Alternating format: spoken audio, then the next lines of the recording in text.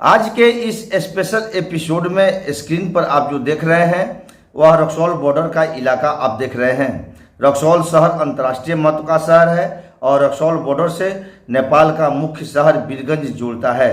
आप जो यह वीडियो में देख रहे हैं यह जो मार्ग है प्रमुख मार्ग है नेपाल जाने का, और यह मार्ग अंतर्राष्ट्रीय व्यापार के लिए बनाया गया है और आवागमन की भी सुविधा इससे होती है। लेकिन इस मार्ग से होकर पर्दे के पीछे बहुत कुछ होता है जिसको आप काला दृश्य की तरह मान सकते हैं।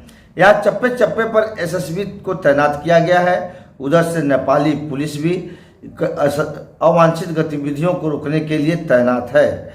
लेकिन इसके अलावा यहाँ पर मादक द्रव्यों की तस्करी के साथ ही अंतर्राष्ट्रीय स्तर पर लड़कियों की तस्करी का भी यह मुख्य मार्ग है और अन्य कई देशद्रोही कार्य भी इस मार्ग के द्वारा किए जाते हैं जो समय समय पर पकड़े भी जाते हैं।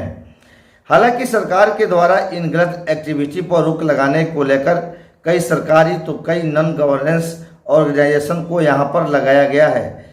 एसएसबी की एएचटीयू प्रयास संस्था इत्यादि कई प्रकार की एजेंसियां यहाँ पर इसलिए सक्रिय हैं ताकि ऐसे गलत कार्यों पर अंकुश लगाया जा सके। निसंदेह एएचटीयू एवं प्रयास के द्वारा काफ़ी सक्रियता भी बरती जाती है और दोनों के द्वारा अन्य संगठनों के सहयोग से इस बॉर्डर से लड़कियों की तस्करी पर कारगर ढंग से अंकुश लगाने का काम किया जा रहा है। आए दिन ट्रैफिकिंग होती लड़कियों को रेस्क्यू भी इनके द्वारा किया जाता है।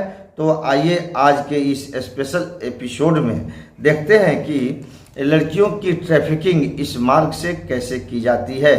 आप जानते हैं कि गांव की सुदूर गांवों और शहरों की भी लड़कियों को देह व्यापार में धकेलने के लिए किस प्रकार पूरे देश में सेक्स रैकेट कार्य कर रहा है और इस कार्य में बॉर्डर की क्या भूमिका होती है, आइए इस खबर में विस्तार से जानते हैं। देह व्यापार में धकेलने के पहले इन मानव तस्करों के द्वारा भारतीय लड़कियों को नेपाल और नेपाली लड़कियों को भारत में ले जाया जाता है। इसका वजह यह है कि घर से भागी इन लड़कियों को काफ़ी दिनों तक उस जगह पर रखा जा सके जहां से इनका संवाद संपर्क तक इनके स्थानीय लोगों से स्थापित नहीं हो सके। यह खबर बिल्कुल ही सरकारी आंकड़े पर आधारित है और इसके लिए बॉर्डर पर सक्रिय एजेंसियों के आंकड़े को आधार बनाया गया है। हर साल भारी संख्या में भारतीय लड़कियों को नेपाल और नेपाली लड़कियों को भारत लाने की कोशिश मानव तस्कर करते हैं। यह जानकर आपको आश्चर्य होगा कि इस साल जनवरी से लेकर अभी तक जब खबर चल रही है तब तक 14 लड़कियों एवं 8 लड़कों को क्रॉस बॉर्डर करते रेस्क्यू किया गया है और यह रेस्क्यू सिर्फ रक्सौल बॉर्डर पर ही किया गया है। इसके अलावा अन्य कई बॉर्डर से यह कार्य होते होंगे। यहाँ पर बता दें कि इस रेस्क्यू किए गए लड़के और लड़कियों के अलावा भी कुछ लोग क्रॉस बॉर्डर करने में सफल हो गए भी होंगे। यह आंकड़ा बॉर्डर पर तैनात प्रयास जुवेनाइल एंड सेंटर पूर्वी चंपारण का है जिसके द्वारा अभी तक 22 रेस्क्यू किए जा चुके हैं रक्सौल बॉर्डर पर। इस संदर्भ में संस्था की जिला समन्वयक आरती कुमारी का कहना है कि बॉर्डर पर एसएसबी की एक विशेष शाखा है जो एंटी ह्यूमन ट्रैफिकिंग यूनिट कहलाती है और प्रयास के साथ ही इसके कई अन्य सहयोगी संस्थाओं के माध्यम से इस प्रकार की गतिविधियों पर अंकुश लगाने का काम किया जा रहा है।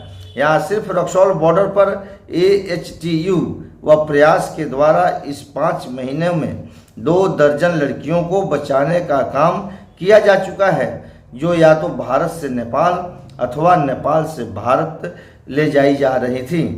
अन्य कई स्रोतों से प्राप्त जानकारी के अनुसार और रेस्क्यू की गई लड़कियों के काउंसलिंग में जो बातें सामने आई हैं उसके अनुसार आजकल फेसबुक मैसेंजर जैसे सोशल मीडिया का इस्तेमाल गांव की भोली भाली लड़कियों को फांसने के लिए किया जाता है।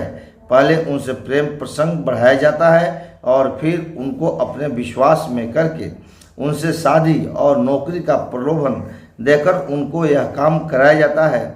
इसके बाद भारत से नेपाल क्रॉस बॉर्डर कराया जाता है।